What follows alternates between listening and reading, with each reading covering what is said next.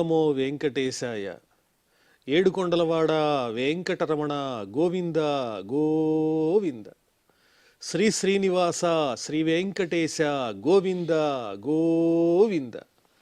కలియుగ ప్రత్యక్ష దైవం శ్రీనివాస పరబ్రహ్మ అనుగ్రహ విశేషంతో శ్రీమద్భాగవతంలో ఏకాదశ స్కంధంలోని విశేషాలు యథాశక్తి తెలుసుకుంటున్నాం. నారాయణం నమస్కృత్య నరం చైవ నరోత్తమం దేవీం సరస్వతీం వ్యాసం తతో జయముదీరయేత్. సుఖయోగీంద్రుల వారు పరీక్షిన్ మహారాజునకు భగవల్లీలా విశేషాలను తెలియజేస్తూ ఉన్నారు. అందులో భాగంగా యదువంశము ఏ విధంగా నాశనమయ్యింది, ఆ యదువంశం నశించటానికి సంకల్పించింది సాక్షాత్తు శ్రీకృష్ణ పరమాత్మయే. భూభారాన్ని సంపూర్ణంగా తొలగించటం కోసం యదువంశానికి ఋషుల శాపం అనేటువంటి ఒక వ్యాజాన్ని కల్పించాడు. అందులో భాగంగానే జాంబవతీసుతుడైనటువంటి సాంబుడు ఋషుల్ని పరీక్షించాలనుకోవటం, వారి చేత శాపం పొందటం, తద్వారా ఒక ముసలం పుట్టింది. ఆ ముసలాన్ని తీసుకుని యదువీరులంతా సభలో ప్రవేశించి ఉగ్రసేన మహారాజు ఎదురుకుండా చూపించారు. ఇలా ఋషుల్ని మేము పరిహాసం చేశాము, తత్ఫలితంగా ఈ ముసలం పుట్టిందని చెప్పారు.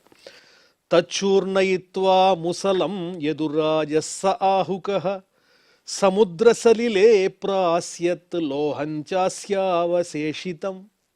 వెంటనే ఉగ్రసేన మహారాజుల వారు అన్నారు, ఈ ఇనుప రోకలిని బాగా అరగదీసేసి దాన్ని సముద్రంలో కలిపేయండి అని చెప్పారు. ఆ మిగిలినటువంటి చిట్ట చివరికి మిగిలినటువంటి ముక్క కూడా సముద్రంలో కలిపేయమన్నారు. అదేవిధంగా వాళ్ళు ఆ ఇనుప రోకలిని బాగా అరగదీశారు. అదంతా పొడైపోయి సముద్రంలో కలిసింది. చివరికి ఇంత ఇనుప ముక్క మిగిలింది, అది కూడా సముద్రంలోనే ఉంది.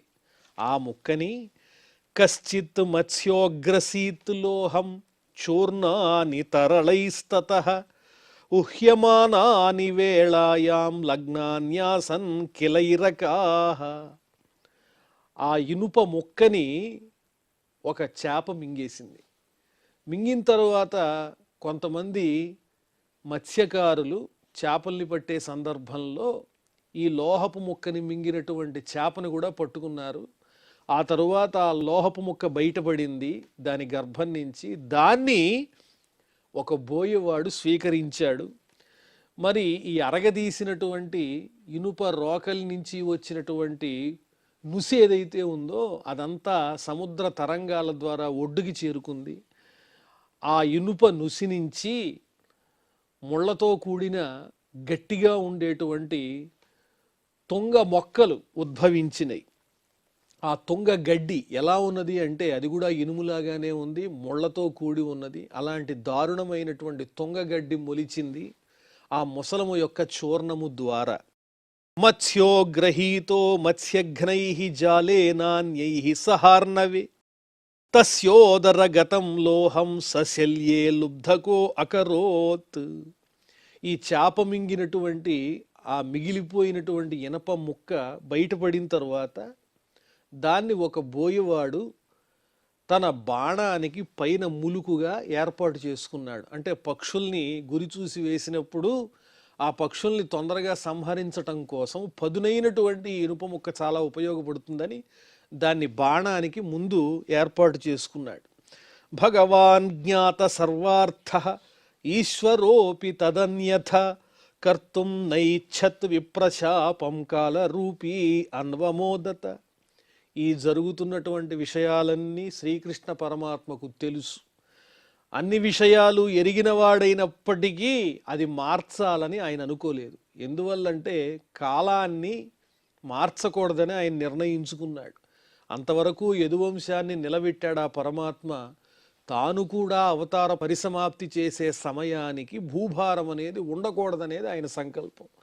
అందుకోసం జరిగేది జరక్కమానదు అని చెప్పి బ్రాహ్మణోత్తముల యొక్క శాపాన్ని మరల్చటానికి ఆయన ఇష్టపడకుండా కాలస్వరూపుడైన ఆ శ్రీమన్నారాయణమూర్తి అయిన శ్రీకృష్ణ పరమాత్మ ఈ జరుగుతున్న విషయాన్నంతా తటస్థంగా చూస్తూ ఉండిపోయాడు. ఇక్కడితో మనం ఏకాదశ స్కంధంలో మొదటి అధ్యాయాన్ని పరిపూర్ణం చేసుకున్నాం. ఇప్పుడు మనం రెండవ అధ్యాయంలో ప్రవేశించాం. శ్రీ సుకౌవాచ గోవింద భుజ గుప్తాయాం ద్వారవత్యాం కురుద్వః అవాత్సీ నారదో భీక్షణం కృష్ణోపాసన లాలసః. శ్రీకృష్ణ పరమాత్మ చేత రక్షింపబడేటువంటి ద్వారకా నగరంలో ఎంతోమంది మహానుభావులు వచ్చి పరమాత్ముడైన శ్రీకృష్ణుడిని దర్శించుకుని వెడుతున్నారు. ఎందువల్లంటే ఆ శ్రీ మహావిష్ణువే కృష్ణునిగా మానవ రూపుడై మానవ స్వరూపాన్ని ధరించి ఈ భూమిపై సంచరించేటప్పుడు ఆయన దివ్యమైన లావణ్యంతో కూడిన దివ్యసుందర రూపాన్ని దర్శించి తరించాలనుకునేటువంటి మహర్షులు ఎంతోమంది వస్తున్నారు కృష్ణుని దగ్గరకు. అందులో నారద మహర్షి అయితే మరీ ఎక్కువసార్లు మళ్ళీ ద్వారకకి వచ్చి ఇప్పుడు ఇతరమైన లోకాల్లో ఏ విధమైనటువంటి సారము లేదు, ఉన్నదంతా భూలోకంలోనే. ఎందువల్లంటే శ్రీకృష్ణ పరమాత్మ అక్కడున్నాడు భూలోకంలో. అసలైనటువంటి లీలంతా భూలోకంలోనే ఉందని ఎరిగినవాడు కాబట్టి ఆ దేవర్షి అయినటువంటి నారదుల వారు అనేక మార్లు మాటికి ద్వారకా నగరానికి వచ్చి ఆ శ్రీకృష్ణ పరమాత్మను సేవించుకుంటున్నారు. ఎందువల్లంటే పైలోకాల్లో ఇప్పుడు ఏ విధమైనటువంటి స్వారస్యము రసము లేదు. అంతటికీ ఆధారభూతుడైనటువంటి పరమాత్ముడు కృష్ణుడు భూలోకంలోనే ఉన్నాడు. అందువల్ల నారద మహర్షి అన్నిసార్లు శ్రీకృష్ణ దర్శనానికి ద్వారకా నగరానికి వస్తున్నారు. కోనురాజన్ ఇంద్రియవాన్ ముకుంద చరణాంబుజం నభజేత్ సర్వతో మృత్యు ఉపాస్యమరోత్తమై. అంత సులువుగా స్వామి సౌలభ్య సౌశీల్యాది సుగుణములతో చేరువుగా ఉంటే ఎవరు మాత్రం ఆ స్వామిని సేవించకుండా ఉంటారు? దేవతలకు కూడా దుర్లభమైనటువంటి ఆ స్వామి యొక్క చక్కని సాన్నిధ్యం అనేది భూలోకవాసులకు కలిగింది. దేవతలు కూడా అవకాశం వస్తే ఆ స్వామిని సేవించకుండా ఉంటారా? మృత్యువు ఎల్లప్పుడూ పొంచి ఉన్నటువంటి స్వభావం కలిగినటువంటి వారు మానవులు. అలాంటి వారు తమ కాలాన్ని ఎంత తొందరగా సద్వినియోగం చేసుకుంటే అంత పరమాత్మ అనుగ్రహానికి చేరువవుతారు. కాబట్టి జీవితాన్ని సార్థకం చేసుకోవాలంటే పరమాత్మను సేవించాలి, భాగవతోత్తముల యొక్క సాంగత్యం కావాలి. అది ఇప్పుడు ద్వారకలో పుష్కలంగా లభిస్తోంది శ్రీకృష్ణుని యొక్క దయా విశేషం వల్ల. అందువల్ల అందరూ ద్వారకా నగరంలో ఉన్న స్వామిని దర్శిస్తున్నారు. అలాగే నారద మహర్షి వస్తున్నారు. తమేకదాతు రాజర్షిం వసుదేవో గృహాగతం అర్చితం సుఖమాసీనం అభివాద్యేదమబ్రవీత్. ఈ విధంగా ద్వారకలో మాటికి ప్రవేశిస్తున్నటువంటి నారద మహర్షిని చూచి వసుదేవుల వారు, ఆ నారద మహర్షి దేవర్షి కదా, వారి దగ్గర ఏదైనా సందేహ నివృత్తి చేసుకోవాలి, ధర్మ సూక్ష్మాలు తెలుసుకోవాలి అని సంకల్పించి ఒకానొక నాడు ద్వారకలో నారద మహర్షికి చక్కని ఆసనాన్ని ఇచ్చి ఆయన్ని పూజించి నమస్కరించి ఈ విధంగా అంటున్నారు వసుదేవుల వారు. వసుదేవ ఉవాచ భగవన్ భవతో యాత్రా స్వస్తయే సర్వదేహినాం కృపణానాం యథా పిత్రోః ఉత్తమ శ్లోక వర్తమనాం. స్వామి, మీ వంటి వారు లోక సంచారం చేస్తూ ఉంటారు ఎల్లప్పుడూ. దానివల్ల ప్రాణులన్నింటికీ క్షేమం కలుగుతుంది. ముఖ్యంగా మానవులకైతే ఎంతో చక్కటి పరమార్థం లభిస్తుంది. తల్లిదండ్రుల్ని చూస్తే ఏ విధమైనటువంటి ఆనందం కలుగుతుందో, ఎంత ప్రేమ అనురాగం కలుగుతుందో, అలాగే మీ వంటి దేవర్షుల్ని చూస్తే మాకు కూడా అలాంటి భావనే కలుగుతుంది. ఎందువల్లంటే ఉత్తమమైన పవిత్రమైనటువంటి చక్కని మార్గాన్ని అనుసరించేటువంటి వారు మీరు. ఆ విధంగా సంతానానికి తల్లిదండ్రుల యొక్క రాక ఎంత ఆనందాన్ని ఇస్తుందో మీ వంటి మహాత్ముల యొక్క రాక మాకు సంతోషాన్ని మంగళాన్ని ఇస్తుంది అంటున్నారు వసుదేవుల వారు. భూతానాం దేవచరితం దుఃఖాయ చ సుఖాయ చ సుఖాయైవ హి సాధూనాం త్వాదృశామచ్యుతాత్మనాం. దేవతలు కూడా శుభాలే ఇస్తారు, కానీ దేవతల వల్ల అప్పుడప్పుడు దుఃఖాలు కూడా కలుగుతాయి అంటున్నారు. ఇదేమిటి, దేవతల వల్ల దుఃఖాలు ఎలా కలుగుతాయి? అతివృష్టి, అనావృష్టి ఇలాంటివన్నీ కలగడానికి కారణం దేవతలే కదా. ఒక్కోసారి దేవతల వల్ల మంచి ఏ విధంగా కలుగుతుందో, అతివృష్టి మొదలైనటువంటి ప్రకృతి వైపరీత్యాల వల్ల, ఈ దేవతలు ఏర్పాటు చేసేటువంటి ఈ ప్రకృతి వైపరీత్యాల వల్ల మానవులకు ప్రాణులకు కష్టం కూడా కలుగుతుంది. కానీ మీరు దేవతల కంటే గొప్పవారు. మీ వంటి వారు కనిపించిన వచ్చిన మీ వల్ల అన్ని రకాల సుఖమే తప్ప దుఃఖం అనేది లేశమైనా ఉండదు. దేవతల వల్ల కూడా కలగనటువంటి లాభం మీ వంటి గొప్పవారు రావటం వల్ల కలుగుతుంది. ఎంత కష్టంలో ఉన్నవాళ్ళైనా సుఖమైనటువంటి అనుభూతిని పొందుతారు. ప్రాణులన్నీ సుఖాన్ని పొందుతాయి. అంత పవిత్రమైనటువంటి పాదధూళి కలిగినటువంటి వారు మీరు. భజంతి ఏ యథా దేవాన్ దేవా అపి తథైవ తాన్ ఛాయేవ కర్మ సచివాః సాధవో దీనవత్సలాః. దేవతల్ని ఉపాసన చేస్తే ఏం జరుగుతుంది? ఏ విధమైన ప్రయోజనాన్ని ఆశించి ఎంత విధంగా అయితే పూజిస్తామో ఆ విధమైనటువంటి ఫలితాన్నే వాళ్ళు ఇస్తారు. మన నీడ ఎలా ఉంటుంది? మన స్వరూపాన్ని అనుసరించి ఉంటుంది, కానీ హెచ్చుతగ్గులు ఉండదు కదా. అలాగే మనం చేసేటువంటి పూజని బట్టే తదనుగుణమైనటువంటి ఫలితాన్ని దేవతలు ఇస్తారు. అంతకుమించి తక్కువ ఇవ్వరు, ఎక్కువ ఇవ్వరు. కానీ మీ వంటి దేవర్షులు ఉన్నారే, మీ వంటి వారు ఈ రకమైనటువంటి ఏ నియమాలు ఏవీ లేకుండా దురాత్ములైనటువంటి వారిని కూడా పవిత్రం చేసేటువంటి శక్తి కలిగినటువంటి వారు. దీనులను ప్రేమతో ఆదరించి వాళ్ళని కూడా భక్తి మార్గంలోకి నడిపించి సంసార చక్రం నుంచి తప్పించేటువంటి గొప్ప సద్గుణ సంపన్నులండి మీరు అని వసుదేవుల వారు నారద మహర్షిని స్తుతిస్తున్నారు. బ్రహ్మముస్తథాపి పృచ్ఛామో ధర్మాన్ భాగవతాంస్తవ యాన్ శ్రుత్వా శ్రద్ధయా మర్త్యో ముచ్యతే సర్వతో భయాత్. కాబట్టి ఓ బ్రహ్మర్షి, మిమ్మల్ని నేను ఒక సందేహాన్ని అడగాలనుకుంటున్నాను వినయంగా. మీరు ఆ సందేహ నివృత్తి చెయ్యాలి. మానవుడై జన్మించిన తరువాత ప్రధానమైన లక్ష్యం ఏదై ఉండాలి అంటే జ్ఞానం ఉన్నది కాబట్టి పరమాత్మను చేరుకోవటమే చిట్ట చివరి ప్రధానమైనటువంటి లక్ష్యం అనేది తెలుసుకోవాలి. లేకపోతే ఈ సంసారంలో భ్రమిస్తూనే ఉంటారు. ఆ పరమాత్మనే లక్ష్యంగా ధ్యేయంగా పొందాలి అనే సంకల్పం ఎవరికైతే ఉంటుందో వాళ్ళు గురువుని ఆశ్రయించి తదనుగుణమైనటువంటి మార్గాన్ని తెలుసుకోవాలి. అంటే భగవత్ప్రీతికరమైనటువంటి పనులను చెయ్యాలి. మరి ఆ పనులేంటో తెలుసుకోవాలంటే ఇలాంటి నారద మహర్షి లాంటి దేవర్షుల యొక్క చక్కని సూచనలు, సందేశాలు, ఆజ్ఞలు తప్పనిసరిగా పాటించాలి.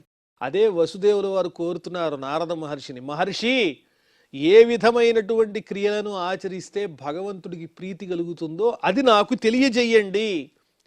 ఏ జ్ఞానమైతే కలిగితే మానవుడు సమస్తమైనటువంటి పాపం నుంచి తప్పించుకోగలుగుతాడో, అన్ని రకాలైన భయాల నుంచి విముక్తుడవుతాడో, అలాంటి భగవత్ సంబంధమైన ప్రీతిని కలిగించేటువంటి ఏదైనా ఒక చక్కని సూచన సందేశం మీరు తెలియజేయండి అని అడుగుతున్నారు వసుదేవుల వారు.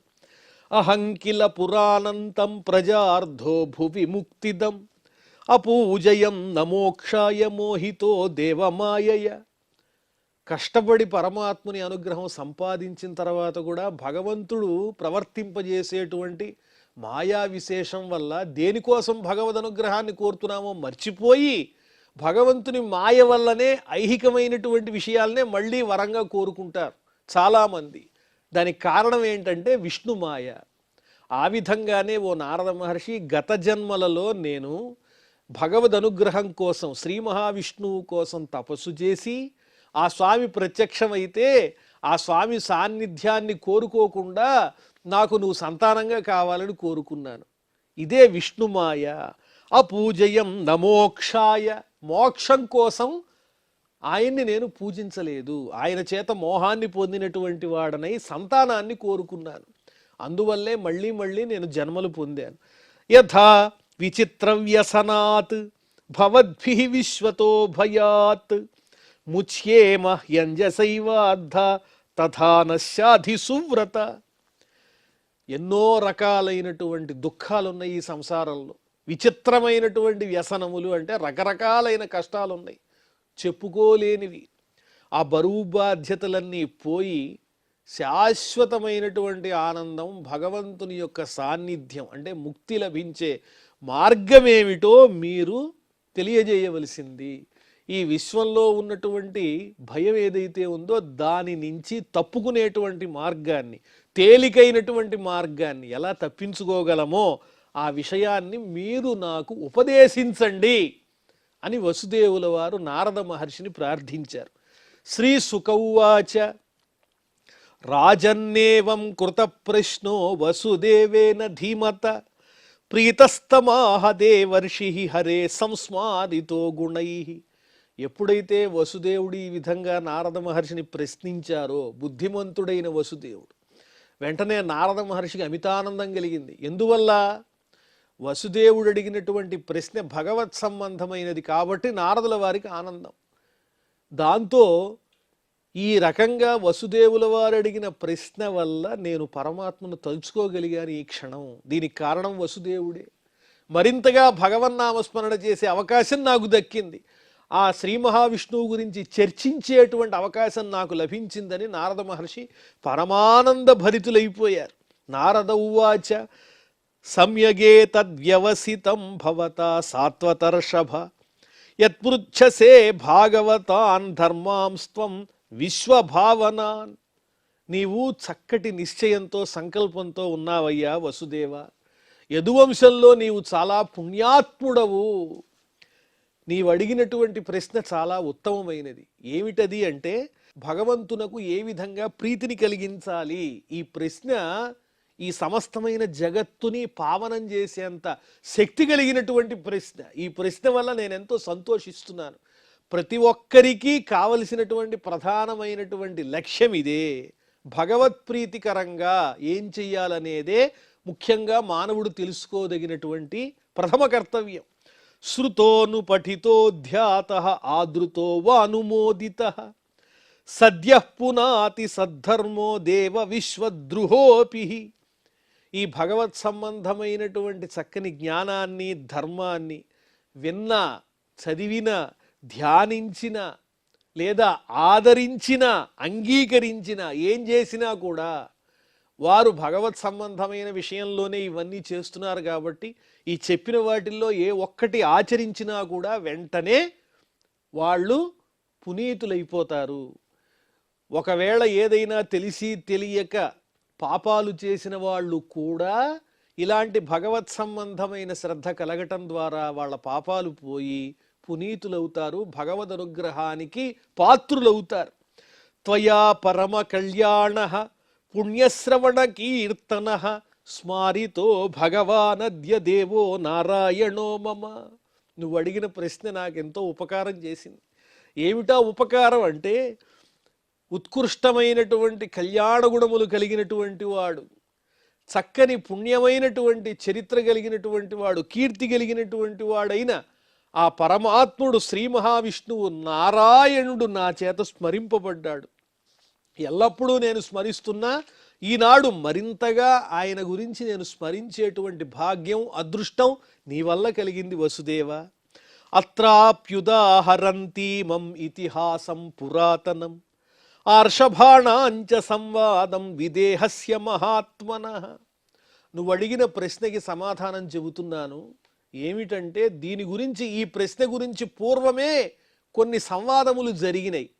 ఆ ఉదాహరణ నీకు నేను అందిస్తాను. పూర్వము ఒక చక్కటి జరిగినటువంటి వృత్తాంతాన్ని దీనికి ఉదాహరణగా చెబుతూ ఉంటారు. పరమాత్మ సంబంధమైన జ్ఞానాన్ని పొందటానికి ప్రధానమైనటువంటి కారణము ఏ విధంగా సాధించాలన్న విషయాన్ని పూర్వం కొంతమంది చర్చించారు. ఆ చర్చను నీ ముందు ఉంచుతాను నేను. జరిగినటువంటి విషయం ఇది. వృషభదేవుల వారికి జన్మించినటువంటి సంతానానికి విదేహరాజ్యాన్ని పరిపాలించేటువంటి జనక మహారాజునకు, అంటే విదేహరాజ్యాన్ని పరిపాలించే వాళ్ళందరూ జనక అనేటువంటి శబ్దంతోనే పిలవబడతారు. ఇక్కడ జనకుడు అనంగానే సీతాదేవి తండ్రి అని మాత్రం అర్థం కాదు. ఆ విదేహరాజ్యాన్ని పరిపాలించేటువంటి మహారాజు గారు, ఆయనకు వృషభపుత్రులకు జరిగినటువంటి ఒక చక్కని సంవాదం. ఎవరా జనకుడు అంటే సాక్షాత్తు నిమి చక్రవర్తి అని చెబుతున్నారు. ఆ నిమి చక్రవర్తికి వృషభదేవుని పుత్రులకు జరిగినటువంటి ఆ చర్చ నీకు తెలియజేసినట్లయితే నువ్వు అడిగిన ప్రశ్నకి సమాధానం వచ్చేస్తుందని చెబుతూ ఆ విశేషాలు వివరిస్తూ ఉన్నారు ఇప్పుడు మహర్షి నారదుల వారు. ప్రియవ్రతో నామసుతో మనోస్వాయంభువస్య యః తస్యాగ్నిధ్రః తతో నాభిః వృషభః తత్సుతస్మృతః. స్వాయంభువ మనువునకు ప్రియవ్రతుడనే పుత్రుడున్నాడు. ఆ ప్రియవ్రతుని యొక్క సంతానం ఎవరు అంటే ఆగ్నేధ్రుడనే పేరు కలిగినటువంటి వాడు. ఆగ్నేధ్రునకు జన్మించిన పుత్రుడు ఎవరంటే నాభి. ఆ నాభికి జన్మించినటువంటి పుత్రుడు ఎవరంటే ఋషభుడు. ఋషభుడంటే సాక్షాత్తు విష్ణు వంశ సంభూతుడు. విష్ణువు యొక్క అవతారాల్లో ఇది కూడా ఒకటి. తమాహుర్వాసుదేవాంశం మోక్షధర్మ వివక్షయ అవతీర్ణం సుతశతం తస్యాసీత్ బ్రహ్మపారగం. ఈ ఋషభదేవుని యొక్క జన్మ ఎందుకోసము అంటే మోక్ష ధర్మాన్ని ప్రతిపాదించటం కోసమే విష్ణువంశతో ఆ ఋషభదేవుల వారు ఉద్భవించారు. ఆయన సాక్షాత్తు ఆ శ్రీమన్నారాయణుని యొక్క అంశయే తప్ప వేరొకరు కాదు. అలా ఉద్భవించిన అవతరించినటువంటి ఋషభదేవుల వారికి 100 మంది పుత్రులున్నారు. ఆ 100 మంది పుత్రులు తేషాం వై భరతో జ్యేష్ఠః నారాయణ పరాయణః విఖ్యాతం వర్షమేతత్యత్ నామ్నా భారతమద్భుతం. ఋషభదేవునకు విష్ణువంశ సంభూతుడైనటువంటి ఋషభదేవుల వారికి 100 మంది పుత్రులు ఉన్నారు కదా. ఆ 100 మంది పుత్రులలో జ్యేష్ఠుడు ఎవరు అంటే భరతుడు. భరతుడు సాక్షాత్తు ఆ శ్రీమన్నారాయణ మూర్తిని నిరంతరము ధ్యానించేటువంటి మనస్సు కలిగినటువంటి వాడు. చాలా గొప్పగా ప్రజల్ని పరిపాలించాడు. ఆ భరతుని పేరు మీదుగానే మనకు భారతదేశము అనేటువంటిది పుట్టింది అని వర్ణించి చెబుతూ ఉన్నారు. వృషభదేవుని 100 మంది పుత్రులలో జ్యేష్ఠపుత్రుడైనటువంటి భరతుని పేరు మీదనే భారతదేశము అనేటువంటిది వచ్చిందని చెబుతూ ఉన్నారు ఇక్కడ. సభుక్త భోగాం త్యక్త్వే మాం నిర్గతస్తపసాహరిం ఉపాసీనస్తత్పదవీం లేభే వై జన్మభిస్త్రిభిః. ఆ భరతుడు వృషభదేవుని జ్యేష్ఠపుత్రుడు. ఆయన ఎప్పుడూ శ్రీమన్నారాయణమూర్తి స్మరణ తప్ప ఈ ఐహికమైనటువంటి రాజ్యభోగాలు కానీ ఐశ్వర్యాలు కానీ ఆయనకి ఇష్టం లేదు. అందువల్ల అంతటినీ విడిచిపెట్టేసి తపస్సుతో శ్రీ మహావిష్ణువుని తృప్తిపరచాలనే ప్రయత్నంతో తపస్సు చేసి చేసి చిట్ట చివరికి శ్రీ మహావిష్ణువు అనుగ్రహాన్ని సంపాదించారు భరతుల వారు. కానీ 3 జన్మలు అయిన తర్వాతనే ఆయనకి పరమాత్ముని యొక్క సాన్నిధ్యం లభించింది. ఆయన ఎప్పుడైతే శ్రీ మహావిష్ణువుని పొందాలని తపస్సు చేశారో అది ప్రారంభించిన తర్వాత ఆయన 3 జన్మలు మళ్ళీ ఎత్తవలసి వచ్చింది. ఆ తరువాతనే పరిపూర్ణంగా ఈ సంసార చక్రం నుంచి బయటపడి ఆయన శ్రీ మహావిష్ణువు సాన్నిధ్యాన్ని చేరుకున్నారు. లేభే వై జన్మభిస్త్రిభిః అంటే 3 జన్మల్లోనే, అంటే చాలా తక్కువ. ఎందువల్లంటే ఎన్నో జన్మలు ధరించిన తర్వాత కానీ ఈ జీవుడు ఆ పరమాత్మ యొక్క జ్ఞానాన్ని పొందలేడు. కానీ ఈ భరతుడు 3 జన్మల్లోనే పరమాత్మ యొక్క దివ్యమైనటువంటి తత్వాన్ని తెలుసుకున్నటువంటి వాడై ఆ స్వామిని చేరుకున్నాడు. మరి ఇంకా ఆ ఋషభదేవునకు 100 మంది పుత్రుల్లో మొదటి పుత్రుని యొక్క వివరాలు మాత్రమే చెప్పుకున్నాం. ఆ తరువాత విశేషాలు మనం మళ్ళీ తెలుసుకుందాం. ప్రస్తుతం క్షమాప్రార్థనాదులతో ఈ కార్యక్రమాన్ని పరిసమాప్తం చేసుకుందాం. అథ క్షమాప్రార్థన యదక్షరపద భ్రష్టం మాత్రాహీనంచ యద్భవేత్ తత్సర్వం క్షమ్యతాం దేవ నారాయణ నమోస్తుతే. శ్రియఃకాంతాయ కళ్యాణ నిధయే నిధయేర్ధినాం శ్రీవేంకట నివాసాయ శ్రీనివాసాయ మంగళం.